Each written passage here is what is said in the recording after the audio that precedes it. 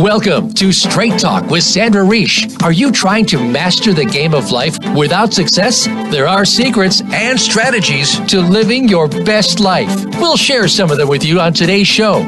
Take advantage of this series to become an expert at relationships. All relationships. It's time to live the life that you deserve to live. Now, here's your host, Sandra Reish. Welcome to Straight Talk with Sandra Reish, a show about living your very best life. And this is a live show today, our first one of 2019. So happy New Year, Straight Talk listeners. I'm excited for 2019, and in terms of the show, of bringing you as many cutting-edge topics as I can think of. On that note, don't ever be shy to email us, text us. I'll give you all those ways of being in touch on topics that interest you. Many of our topics come from feedback from our listeners. And the goal of the show is really, again, to help you live your very best life. Huge focus on psychology, because that's the field I'm in. But we do delve into many other areas: food, nutrition, technology, all sorts of other things, anything that can help people really live their best life. So welcome to 2019. How was your holidays? I hope they were good. I hope you took a little time for yourself. And if you're still recovering from the holidays, it's not too late to take a little time for yourself. So today's show, the topic came from a conversation we were having on Straight Talk when I had my guest Georgia Dow on a few weeks ago. And we were talking about the addiction. We happened upon the topic, the addiction of rescuing other people. Sometimes it's our spouses. Sometimes it's a child who's having a hard time. Sometimes it's that coworker. And sometimes that's that down and out friend. And it sounds so good, right? Somebody's in trouble and you're going to help them because you're doing better and you want to be generous, and it sounds really nice. And yet today's show is going to be about how dangerous and how unhealthy rescuing is. So if that got your attention, stay tuned. We're going to really delve into this. Before I start to tackle this topic, I want to invite you. It's 2019. Maybe some of you will call in. You never know. 1-866-472-5792 is our number if you want to join the conversation. Usually or often people prefer to text. That's fine. 514-796-4357. Any questions, anytime. If email is more your thing, info@helpforanxietydepression.com. So my name is Sandra Reish, and I am the clinical director of the Montreal Center for Anxiety and Depression, as well as a licensed psychotherapist specializing in relationships, anxiety, depression, and the dynamics that go on. And I can't tell you how often I see the dance of the rescuer. Why are we so drawn to that role of rescuing other people? I mean, think about it. Many of our stories, whether it's movies, whether it's fairy tales, involve someone who needs to be rescued and someone coming along and rescue them. So again, I ask the question, why would that be a problem? If any of you have any thoughts, feel free to call into the show. So I'm going to start with something that I've talked about before on Straight Talk. So you may have heard this before, and if you've been to any of my workshops, you certainly have. But I think it bears repeating, which is in psychology, we study that any triangles that go on are called, any relationship that involves a triangle is dysfunctional. So what does that mean? It means, it starts with the classic example, if your husband's having an affair, and so there's your husband, the mistress, and you, that's a triangle. I think that one's pretty clear. That's a problem. How about the one that you and your child are keeping secrets from your husband, or your husband and your child are keeping secrets from you? That's also a triangle. And you can see how these are problematic. What a lot of people don't know about is a psychological concept called the Karpman drama triangle, which is a triangle where we talk about a rescuer. And in the triangle, there's a rescuer, and where there's a rescuer, there's a victim. But there's a third part of the triangle, which is called the perpetrator. So it's hard to explain this without a visual, but I'm going to try. And I've given this exact example before, but again, I don't think it's one that loses its charm over time. As a matter of fact, even myself, I repeated it almost every workshop I go to, and I never stopped to be amazed by it. I have to tell you, it was a pivotal moment in my training to understand this. And I can promise you that as a caretaker, which those of you who follow the show know this terminology, I'm a recovering caretaker, meaning I've learned that taking care of others other than professionally is problematic. Caretakers love to rescue. So I used to love to rescue people. So let's go back to this triangle, and let's imagine a scenario where somebody calls you up, a family member perhaps, and says, I'm in desperate trouble. Can you please save me? And perhaps they ask you for money, and they were to say, well, you hear yourself saying, oh my God, you're in trouble. I want to help you. How can I be of help? Well, I need $10,000. So let's imagine that as a rescuer, you want to help out the person, and you really, the person's asking just for a loan, not a gift.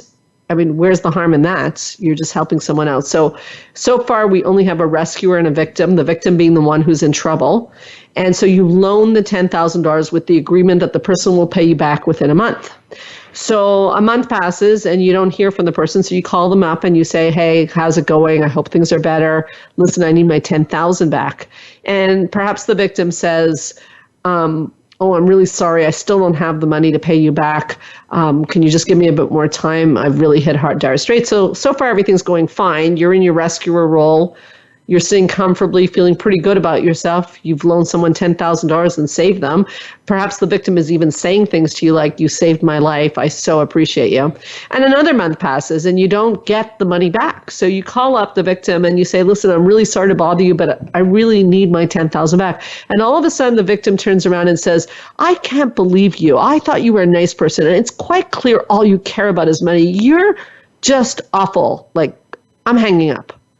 And you're like, oh my God, what just happened? So we went from being a rescuer to all of a sudden being the perpetrator or the victim because the victim's mad at us. And here's the really strange part about this is that actually now you're out $10,000. So you just went from being a rescuer to being a victim yourself.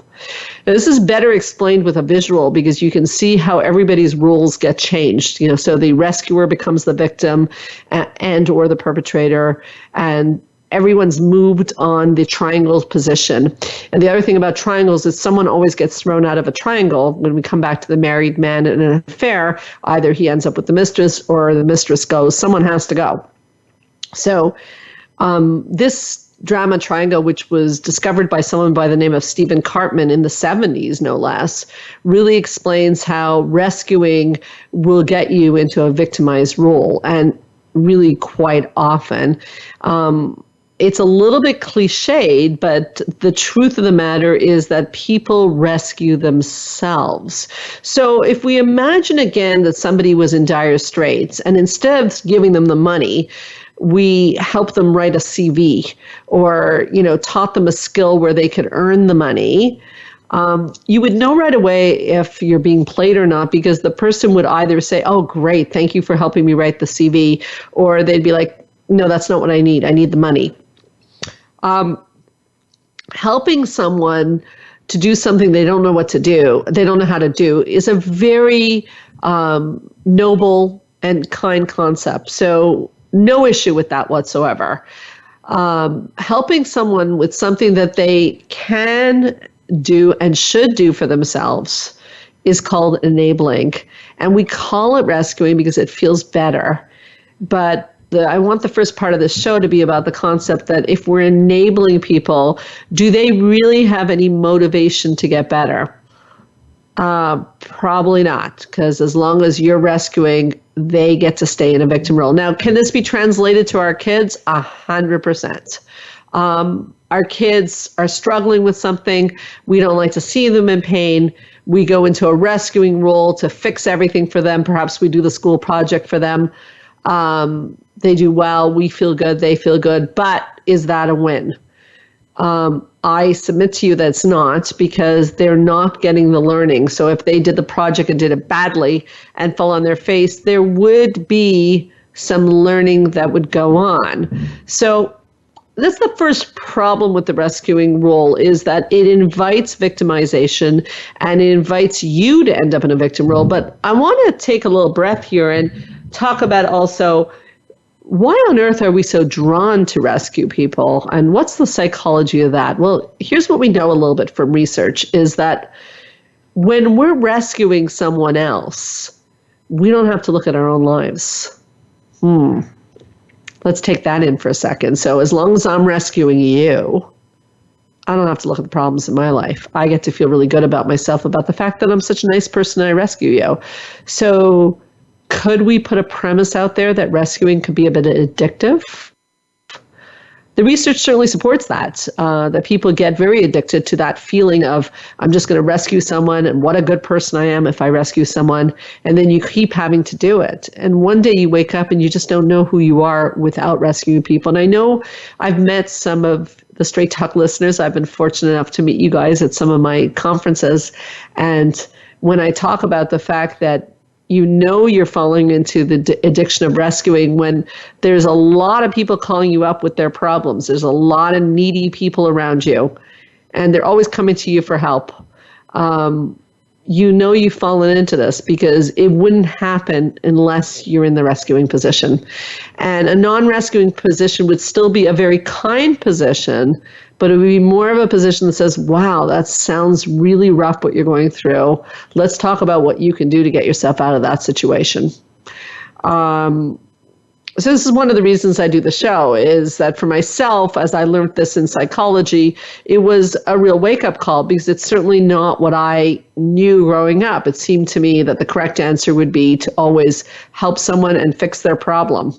And it took me many, many years to learn that both with clients as well as with friends and colleagues, that the best and most generous thing you can do is be a support that allows the other person to be able to work on their own issues.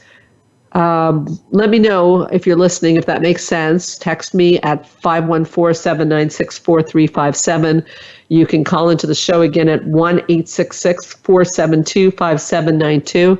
Or don't be shy. You can email us at info@helpforanxietydepression.com. Or you can just call and say hi and tell us about your holidays. We'd love to hear from you. Somewhere around the second segment, I will have Georgia Dow in the house. She is a top psychotherapist who really does a lot of work in the area of rescuing and the dangers that go along with it. So we look forward to speaking to her in the next segment. So don't go far. We'll be right back on Straight Talk with Sandra Reish.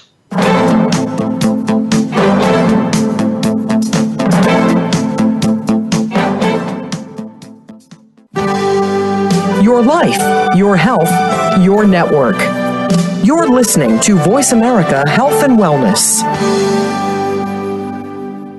Join the therapist who is affectionately known as the Couple Whisperer, Sandra Reish, on her famous couple retreats, and change your life forever. Sandra offers couple retreats in beautiful locations several times a year that can radically change your love life. Couples describe her retreats as life-changing. Regain that loving feeling, bring your intimacy to a new level, and rediscover excitement and joy. Find out more at helpforanxietydepression.com or call 514-796-4357. We all want love and safety. Now you can have it. Call 514-796-4357 or helpforanxietydepression.com. Change your life forever with the latest cutting-edge products for home study treatment for anxiety, featuring the clinical director of the Montreal Center for Anxiety and Depression and host of Straight Talk, Sandra Reish. Sandra is joined by top therapist Georgia Dow in this revolutionary anxiety videos therapy series. Thousands of people have benefited from this scientifically proven treatment approach. Isn't it time you chose yourself? Visit anxiety-videos.com right now. That's anxiety-videos.com and change your life forever. A fresh look at today's health. Voice America Health and Wellness.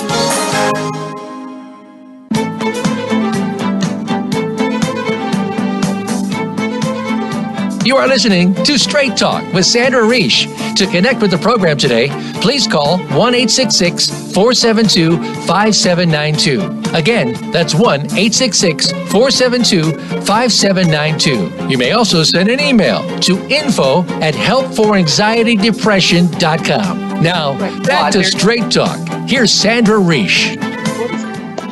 So back on Straight Talk with Sandra Reish, and I'm very excited. As I told you in the second segment, I would have top psychotherapist, colleague, and dear friend, Georgia Dow, and she has arrived. Happy New Year, Georgia. Happy New Year. So nice to have you back on Straight Talk. Yes. I was saying 2019, we're planning to bring lots of cutting edge shows.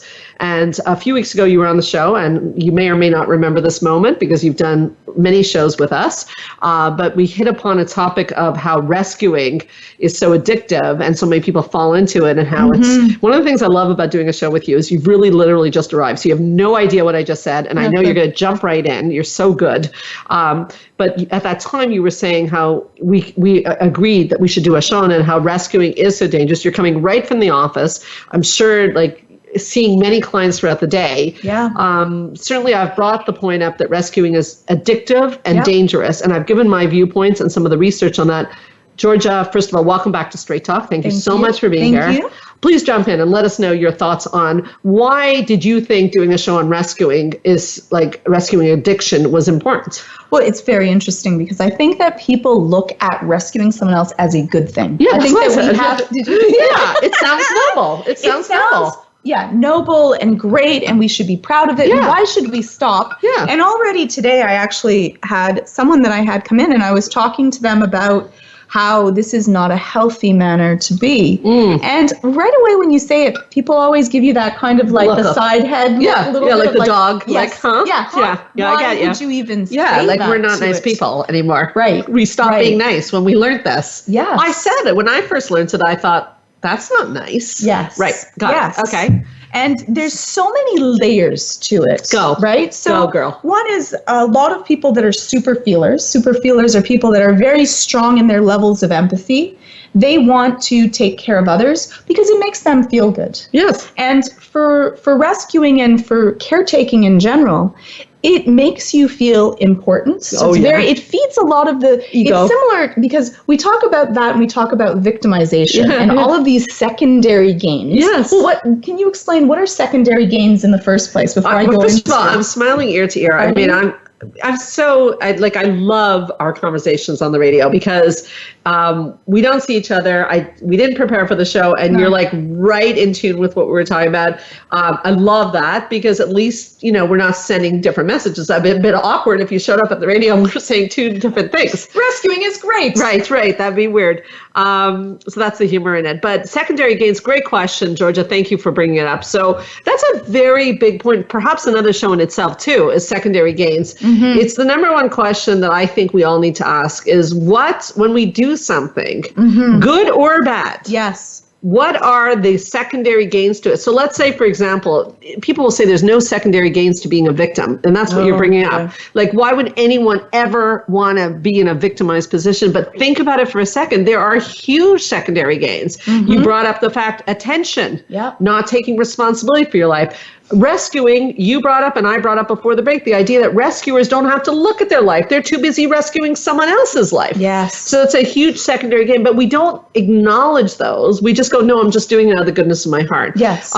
Even people who are moody Yes. or not acting nice around the house, there's secondary gains to that too. There's a lot of secondary gains Right. to being moody. Right. That's another topic in itself. Right. Really. Well, what would be Yes. a secondary gain to being moody? To be moody? Well, you get attention Right. from other people. You affect the household. You affect the household. You get a little bit of control. Yeah. It makes it about Yeah. you. People often try to stop that or change it. They might do things more around you, or they might avoid you and you want to be avoided to that. Right. But it feeds it. Right. So Which makes you want to keep being moody. right. And it's unfortunately slightly manipulative. Let's more just say it. than slightly, I Could would be say. very manipulative, So yes. if we're on the topic of secondary gains and we're on the topic of rescuing, so I guess you're getting at the fact that there are secondary gains to rescuing. Yes. Okay. Yes, that you may not know, because most Okay. people will say, well, they needed me, I had to, I could help them. But underlying that is people do it because for themselves it felt good. Yeah. You know, it felt good for you to do it. And in and of itself, that's fine.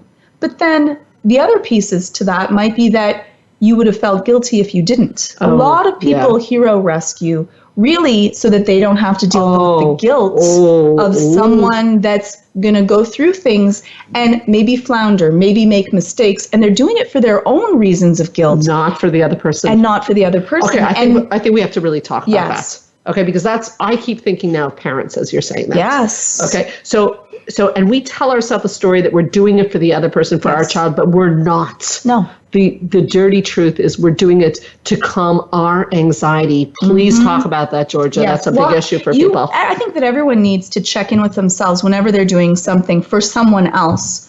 Who are you really doing it for? And I think that we're very effective at lying to ourselves. And so what you want to do is you'll first say, because they need me, I have to. This is important. But then say, do I really have to? Or am I worried about my own guilt? Or is it my own wound that my parents didn't do it for me, so now I'm overdoing it for my child? Right. And that guilt is very powerful. We can feel bad when we watch someone else struggle. I think that... But what are we supposed to do, Georgia? Like, of course we're going to feel guilty if we see someone we love struggling. Let me speak for every other person listening to the show right now. You see a loved one floundering. You have the tools to rescue them. Yes. How could you not feel guilty? Yes. Here we go. Which is a very good point. But there is a difference between how else do you learn without struggle? And there are lessons that you want everyone to learn that they need to learn on their own. Do we learn more from someone else doing it for us or us struggling and doing it ourselves? Which way do you learn more? Right. Great question. I mean, the answer is for sure doing it for yourself. But if the caterpillar butterfly analogy comes up here, if we help a caterpillar get out of their cocoon, they die. Yes. If they do it themselves, they become a beautiful butterfly. Because they have the strength to be able to actually open up their wings when they're moist. It's a very important kind of... Right. It's very true. Great not metaphor. Just yes. And I should say that we are both in the field of behavioral psychology, and behavioral psychology studies learning. And your question is such a great question because learning only happens as you hit walls. Yes. As struggle happens. So I love the way you frame that. It's really not that loving when you look at it that way. It isn't, because you're taking away a tool that someone else needs to learn. Right. Now, that doesn't mean that you shut them out and close the door to them and you are not there to support. I am not saying that. It's not throwing a child into a pool and seeing are they going to sink or are they going to swim. That's a different story. That's when would be good to help and rescue, is when someone's at a sink or swim kind of place where they do not have the tools to be able to deal with that. Right. So we don't want to go. The pendulum should not swing all the way to the opposite end either to that. You're there to support, but it's a teaching skill. You want to give someone the tools and then say, let them learn from that. And is it easy? It is not easy, because you may not yet know how easy or hard it's there. They need to be propped up. You can prop someone back up to it, but it is not you learning the lesson for someone else, because then that part of their brain does not grow. How does someone learn to be responsible if they're irresponsible? But you're like, oh, but they'll never learn. It's hurtful because you're saying that I need to be the hero to that because they are the victim of it. And it's not a thoughtful way to be able to do it. No. So you're not even giving them a gift. You're actually taking something from them, often by rescuing them. Yeah, I mean, I think you really explained that really beautifully, I have to say, so thank you for that. I think that it comes back to the idea of enabling versus helping. Ooh. And again, I said this before you got here, but there's nothing wrong with helping someone if the person cannot do the thing in question. Mm-hmm. So then you can possibly get them on the road to teach them how. Yes. So the example I gave is if someone needs money, you could help them write a CV. But you see that, I love that you said that, because we all build on each other all the time. Yeah. But that enabling goes back to the secondary gain of then they'll need me. Right. So a lot of times we might be doing it because we want them to need us. Right. Because we don't want them to be independent for themselves. That's and again, this would be unconscious. This would not be something that we're overtly doing. But the whole point of this show and a lot of the work we do is to bring it to your consciousness. So again, it is helpful if you're teaching someone how to do something they don't know how to do. But the definition of enabling is doing something for someone that someone can and should do themselves. And I want that clear. So, and what you're saying is that another secondary gain is then they will need me. And make me feel good and important. Like this world can't survive without me. And, but it might be really because you can't survive without them. Oh. It's your own maybe abandonment that is creating this need to make them needy to you. Don't you think that as a sidebar, and it's not our show topic, but I can't help but go there. Don't you think that this is a great danger even for psychologists and psychotherapists to fall into? Oh, yes. Yeah, because there's people saying all the time, like, oh, I can't live without you. You help me so much. And I think that therapists can be easily seduced by that feeling and end up in a savior position. And in my personal opinion, I suspect you agree with me, you're no longer working with a good therapist if they feel that. You're no longer doing your job. You're no longer helping them, because your job as a therapist is to have them become independent and not need you. And not need you so they have the tools to it. But it's a hard thing because you might be feeding off of that. Again, why do we go into this field? The wounded healer. You want to be able to save people, help people. Even the words that we use to it are very hero-ish to that. And sometimes you can go too far to it, or even sometimes even being too close to someone. We've seen it happen. The enmeshment is a similar situation to that for therapists, for parents, even for couples. We've seen it happen. We've seen therapists get into trouble, certainly doctors, social workers, anyone in the healing, nurses, speak to nurses. Nurses often end up in this role. You brought up the word enmeshment. We're going to take a short break, but I certainly want to come back to enmeshment. We did a show recently on enmeshment, but where enmeshment fits in on this. So if you've listened to previous shows, think about on the break, what is enmeshment? We'll quiz you on the flip side of the break. If you haven't listened to previous shows, don't worry. We'll talk about how enmeshment plays a role here with your therapist, with your family, and how this can get you into a lot of trouble, and the ways out of rescuing addiction. We'll be right back on Straight Talk with Sandra Reish.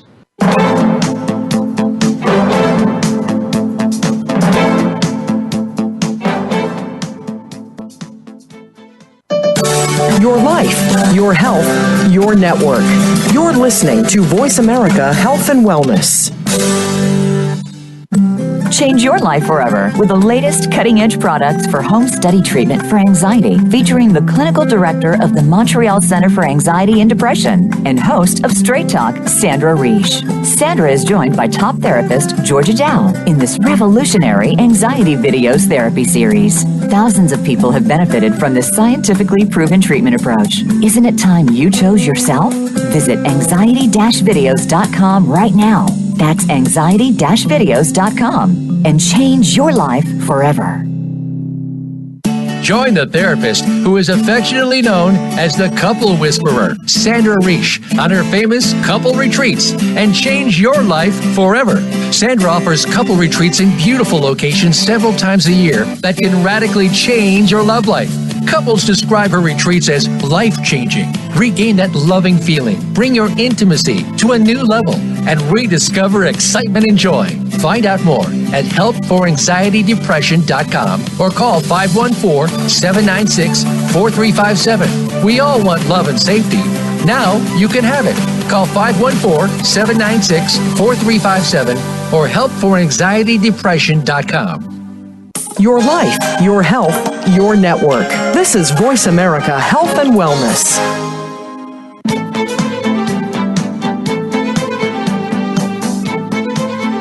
You are listening to Straight Talk with Sandra Reish. To connect with the program today, please call 1-866-472-5792. Again, that's 1-866-472-5792. You may also send an email to info@helpforanxietydepression.com. Now, back to Straight Talk. Here's Sandra Reish.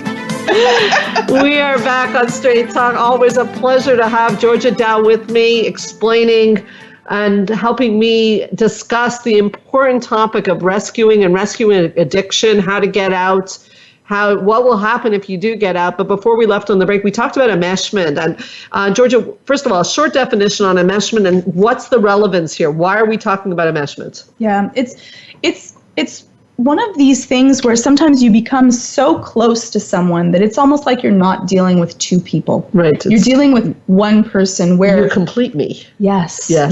Right? We're one. Yes. Isn't that beautiful? Isn't that romantic? It sounds it, doesn't it? Yeah, it sounds beautiful, yes. but it's the mom and daughter that they always go together, and the mom's always there to fill in the form for them, and they're going to every accounting thing and every homework, and they're looking over everything. But what happens with that is the other person does not grow. You're not growing fully because you don't feel complete with another person, and you really want to be able to learn to complete yourself. Yes. So you're stunting growth of maybe two people, but usually it's one person that feels like they're going to make sure the other person is never going to fail, is never going to have hardship, is never going to feel pain. And it sounds loving. It comes from a loving place, but it's a stunting place. And I deal with a lot with this with parents and children, where there's usually a very strong parent that is very good and does know better. And it's true, like they'll say, but I know better. And I'll be like, it's true. But how will they learn to know better? Right. So I guess that brings up the point of, how to get out of this. So you brought up parents. Let's talk about that first. You and I both often are dealing with situations like this with parents, and the parent says, I know better. And, they want to help their child. They might. Yeah. They might be completely accurate. But how about, if the parent comes in and says, I feel anxious, though, if I don't intervene, I'm going to be like, sitting on pins and needles, really nervous to watch my child fall down. What are the strategies you recommend in that situation? So really what you want to do is you want to deal with your own anxiety, because that's another one of the gains is like that you won't feel anxious. You won't feel nervous then, because you have control. Right. But an illusion of control. Illusion, very nicely said. Very nice. But it's true, you want to have trust. And the child learn that you trust them. Right. And they won't do that if every time they make their bed, you go there and remake their bed. I remember actually hearing a story of lovely people, but their daughter was learning to be independent. And I think that they were in like maybe grade 7 or grade 6, and they had taken, when you used to get books and you'd have to cover it with plastic and put it in. And they did their best job. It wasn't perfectly plasticized book where everything was done. And the parent actually had peeled off the entire thing and redone it out of love. But they were devastated and the way that what happened to their second self-esteem when we talk about the effect on the other person is that what they took that from is, wow, I'm so incompetent, and looked at as so incompetent I can't even cover a book.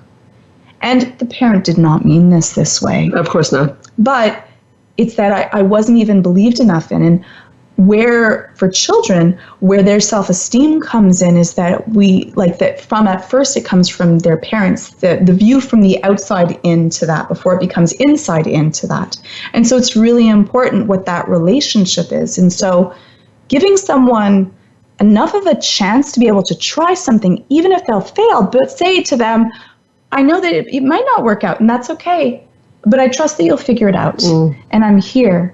So if you're dealing with that anxiety of letting your child do something that they may not have been, you didn't go over their tests with them 100% and they did their own homework to that, and you're feeling nervous because maybe they might get a bad mark, that you want to say, you want to do a self-check of breathing and know that this is not the end of the world.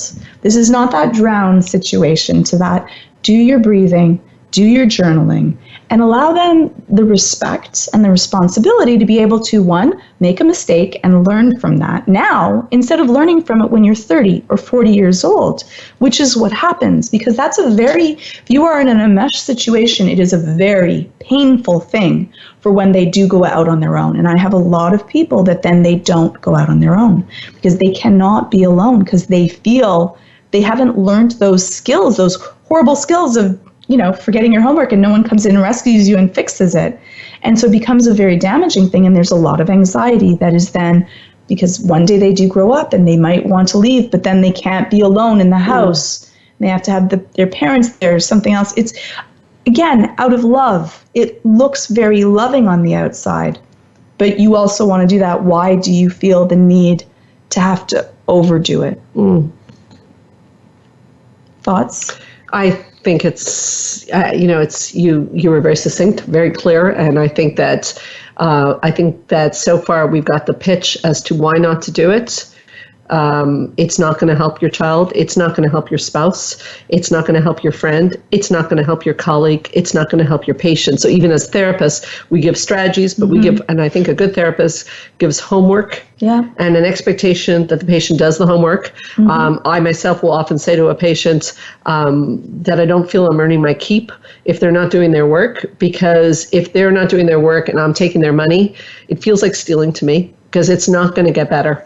And we're not magicians, we're therapists. And so we can teach you how to fish, but you still have to put the pole in the water and get the fish out of the water. Yeah. And so I think it's something we all have to look at is, it is a romantic sort of concept to be rescued in life. It seems really nice. Yes. All of the fairy tales. All of them. Right? It's a lot about romantic relationships, about being rescued. Absolutely. Too. And you talked about growth, and I was thinking what people would be thinking listening is like, sometimes people feel like, oh, I don't want to grow anymore. I just want it to be comfortable. Like, why not have my husband rescue me? Why not have my parent rescue me? Wouldn't that be nice? Like, I don't want any growing pains. But I think your point was valid. I think that even if instinctively at a moment I might want somebody to just take all the pain away and rescue me, I don't think I think that's a Band-Aid solution. It just doesn't work long term. And that's where the addiction starts a little bit for the victim as well as the rescuer, is then you need more and more of the substance. The growth, on the other hand, you have pain, but you acclimatize and then you get better at things. Yes, and you become stronger. Stronger. And even if it is that something bad is going to happen, to learn that that won't break you is also really important. That's called resilience. Last I checked. Beautiful. What is resilience, Sandra? It's the ability to deal with plain old life, good times and bad times, sunny days and cloudy days. And, I've said it many, many times, people listening, a lot of them have heard me speak, is that the greatest gift you can give your child is non-happiness. It's resilience. Yes. Because there will be cloudy days. So if my kids could know what to do with a difficult situation, I've done my job. Nice. Okay, so my question now is that, so we're clear it's not good. And you talked about breathing and letting somebody work through it. If you have the habit of rescuing people, and that's who you know yourself to be. Yes. That's what you've done. And needy people call you all the time with their problems. How do you break the habit? It's a hard habit to break. Like anything that's in the caretaking realm, it's a really hard habit to break because there's a cost to that. Yes. Right? People might get even upset with you. Yes. And your self-esteem is probably fed from who am I if I'm not a rescuer? Yes. Who am I? Yes. So what do I do? What if people no longer like me? Yeah. It changes the entire ecosystem. Oh, yeah. That's well said. And so we begin by establishing where do you do this and some boundaries and consequences towards that. And we just start by, it's really building a fence of protection around you, from others, and others to you. And you slowly start from wherever you're at and then move the fence closer and closer to where you need to be. How? So what you would do, say that let's use different scenarios would have different situations to that. Let's use the parent-child one to that. And maybe it is that you do your child's homework, you bring them their shoes all the time, you bring them, everything that they need, you're doing the texting for your child so they don't have to worry, you're pretty much doing all of those things. You start with just one thing. Because it is really painful. It's almost like ripping a Band-Aid off. It's hard. So you just start with one thing and you prepare your child. So what you're going to do is, instead of say that your child always asks, what should I wear? What should I need to do? Again, a fear of failure from your child, and maybe your fear of failure also. So you don't want them to fail because you felt how painful it was for you to fail. So what you would do is you would just say, instead of answering for them, instead of solving the problem for them, you would throw it back to them of, what do you think would be a good thing to wear? What do you think would be a good way to answer this? Or if they don't know the answer, how do you think we could figure it out? That's a nice thing with one thing. And we try to I usually say do 15 minutes of homework every day. But that's it, just 15 minutes that you're going to try to work on one area. So maybe it's always homework, or it's always them getting dressed or answering their boyfriend, or it could be 100,000 things of supportive teaching instead of doing.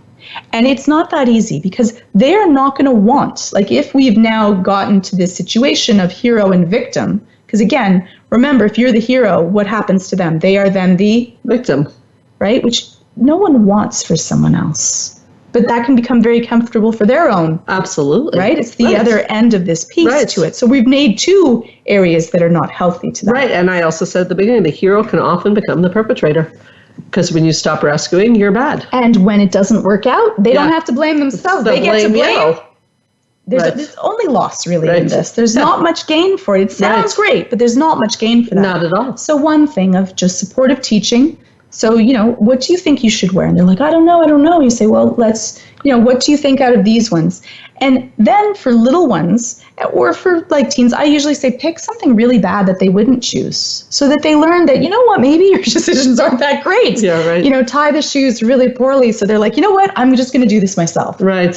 It's a win. Right. You take a little ego hit. Yeah. Because you're not like this superhero anymore. It's a hard thing. Parents love the superhero thing. I think we all love the superhero thing. And I think that it's a very magical and empowering and healthy words to say to someone, as I said earlier, that sounds rough, but I'm sure you'll figure it out. Yeah. Well, what did you do last time this happened? Yeah. How did you handle it? Right. And to be there. So it's not cold. You're there. And it's saying, I believe in you. I believe you have the capacity to handle this, whether it's a kid or a friend. Mm-hmm. And so people always ask me, well, does that mean you can't give any advice? I give advice. I do give advice if a friend is in trouble. But if I see, again, if you're surrounded by needy people and they keep calling you for advice, that's not really asking for advice. That's asking for a rescue. Yes. And at a certain point, you may notice that you're giving advice and they don't listen to you anyways. And now you're angry at them. Right. It's caused damage to the relationship. That's a sign that they're not listening to you, that they're not really looking for advice. No. They're looking for something else, usually attention. No doubt about it, because if someone really wanted advice, if I called you up, Georgia Dow, and said, I'm having this problem going on in my life, what should I do? And you gave me advice, I'd do it. Yeah, you're rare though. Let's be honest, Sandra. You have some rare traits of actually real want for. Stop. It's true. That's very nice of you, but I think the bottom line is that I'm sure I could fall into a victim, but when I really.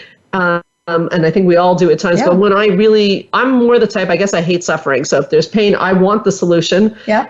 So if I ask for advice, it's because I want to try it. Right. I think that people, I think that you may be right that a lot of people ask for advice don't really want it, but I think that's the litmus test. You have to ask yourself, if you're asking for advice, do you want to take the advice? Because that's the problem. And that's the problem with clients too. The advice is not always going to be what you want to hear. Yeah. We've said before, good therapy is not a warm bath. No. Switch therapists if it's a warm bath. Okay. So definitely you're still allowed to give advice, but then you take a step back, right? You detach. Exactly. And what does detachment mean? Detachment means you're there, you're observing, but you're allowing them to make their own choices, even if it's against the choices you want. That's a very good point, because that's another way, we have to take a break, but that's another way we want to see if you're in rescuing, is if you're saying you must call this therapist, you must do this, and you're so invested that if they don't do it, you're irate, you're in the addiction. We'll talk about that. We'll be right back on Straight Talk with Sandra Reish.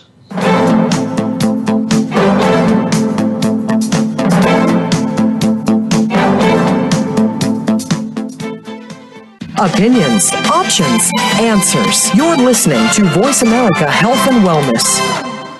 Join the therapist who is affectionately known as the Couple Whisperer, Sandra Reish, on her famous couple retreats, and change your life forever. Sandra offers couple retreats in beautiful locations several times a year that can radically change your love life. Couples describe her retreats as life-changing. Regain that loving feeling, bring your intimacy to a new level, and rediscover excitement and joy. Find out more at helpforanxietydepression.com or call 514-796-4357. We all want love and safety. Now you can have it. Call 514-796-4357 or helpforanxietydepression.com. Change your life forever with the latest cutting-edge products for home study treatment for anxiety, featuring the clinical director of the Montreal Center for Anxiety and Depression and host of Straight Talk, Sandra Reish. Sandra is joined by top therapist Georgia Dow in this revolutionary anxiety videos therapy series. Thousands of people have benefited from this scientifically proven treatment approach. Isn't it time you chose yourself? Visit anxiety-videos.com right now. That's anxiety-videos.com and change your life forever. Your life, your health, your network. Voice America Health and Wellness.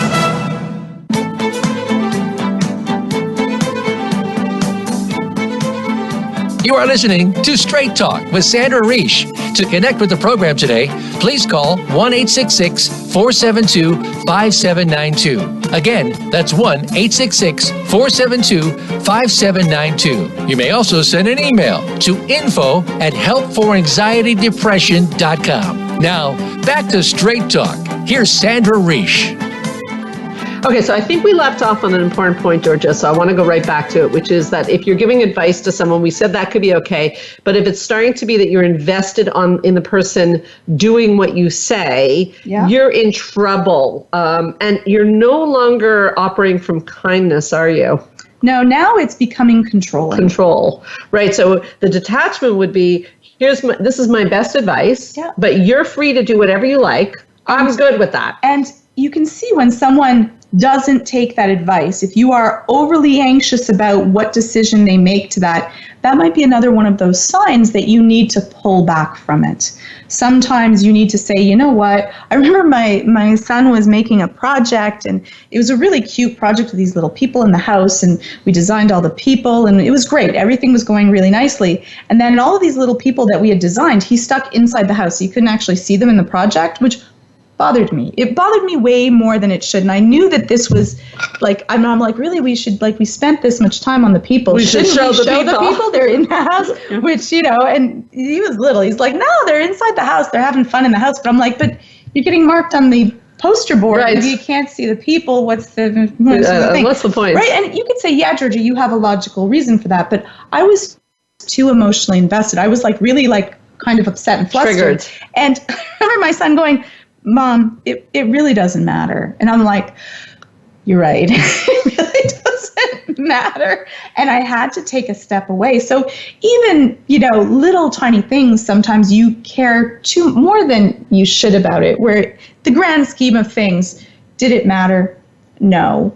But you need sometimes that wake-up call, because even with the best of intentions, you might fall into this. It might not be something that you do all the time, but sometimes you do, and you feel upset or angry or frustrated when someone else doesn't do what you want them to do to that. And you have to say that it's everyone else's journey, and sometimes their journey is to hit their head against the wall a few times before they learn to duck. And that's okay too, because that's their journey. And you don't want them not to learn these lessons. You want to learn the lessons, and hopefully as early as possible, so that they learn to duck next time. Yeah, my father used to say, let the chips fall as they may. Yes. And it's such a good expression. I think that the concept of detachment altogether is a very soothing concept, because as someone, I said earlier on the show, I'm a recovering caretaker. I used to always do stuff like this. And I have to say my life is so much calmer now that I don't invest in people taking my advice. I'm talking now, not professionally, I'm talking about but even professionally, but I'm talking about more personally, that if I see someone in trouble and they ask me some advice, someone I care about, I give them the advice with this concept of, if they take it, they take it. If they don't, they don't. Yes. And the thing is, the payoff is really huge for me, because I used to be quite stressed, worrying, are they going to listen to me? Yes. I remember years ago, someone coming to me about a situation in their marriage, and I was like, you need to go see a therapist. I have no money. I'll pay for the first session. I mean, this is classically, of course, they took the session and didn't show up and paid for nothing. It always turns out bad. That cannot turn out good. Yeah. And now this sense of detachment, that let the chips fall where they may. Yes. You give your best advice, you let go, and you hope the person learns to swim. Yeah. But if they don't, that's their journey, not yours. Yes. And that other thought to it is, what if you're wrong?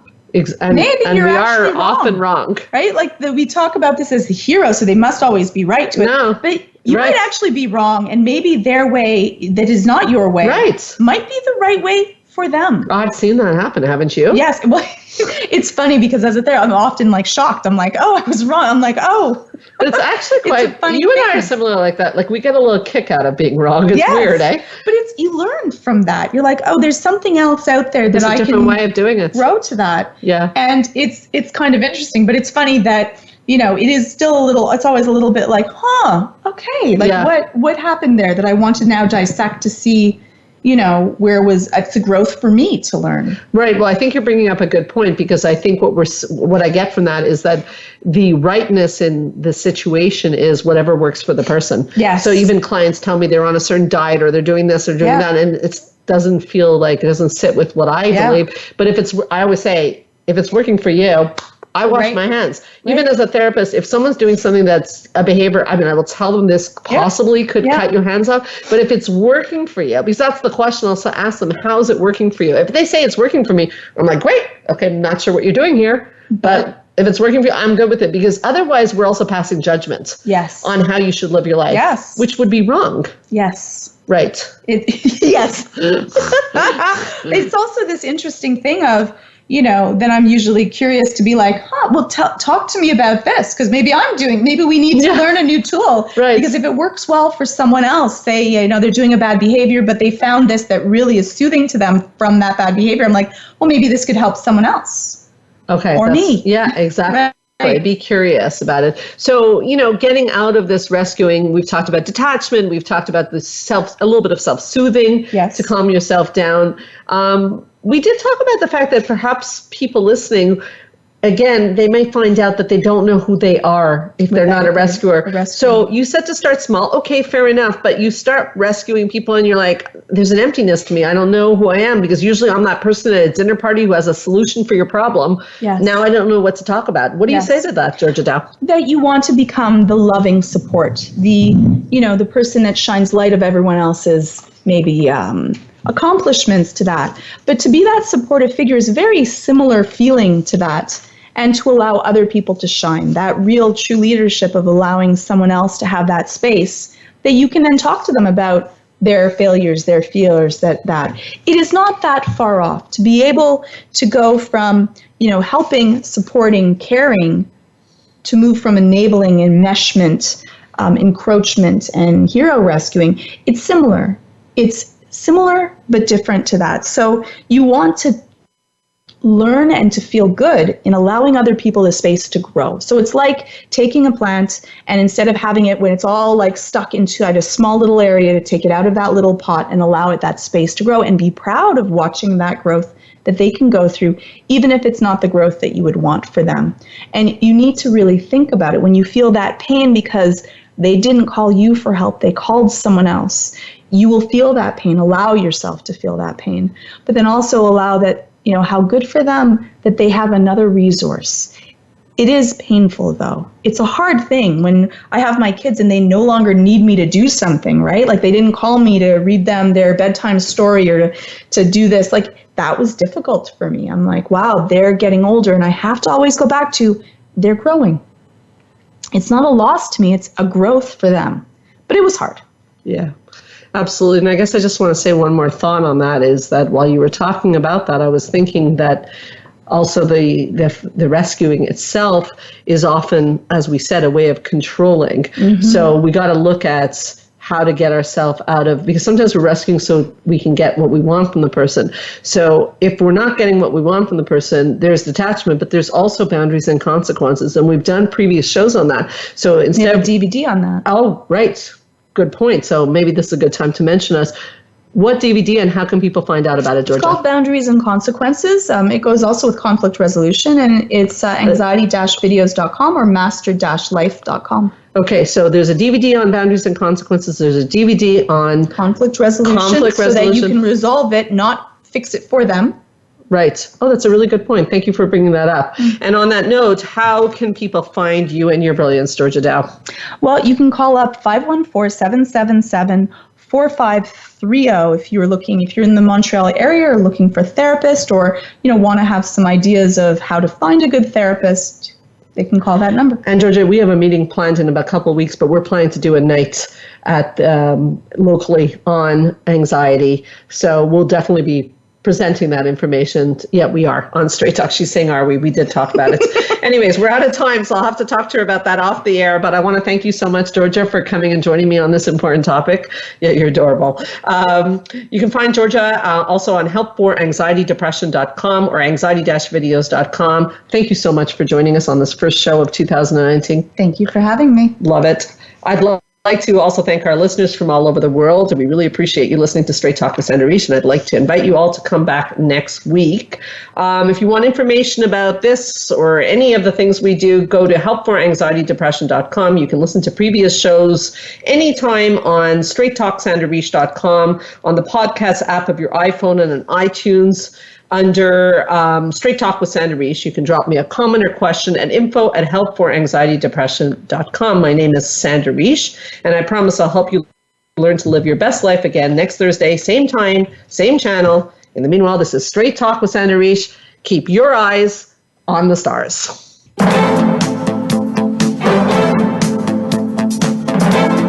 Thank you for listening to Straight Talk with Sandra Reish. We hope you've enjoyed today's show, and we'll tune in again next Thursday at 3 p.m. Pacific Time, 6 p.m. Eastern Time on the Voice America Health and Wellness Channel. Now, go live your best life.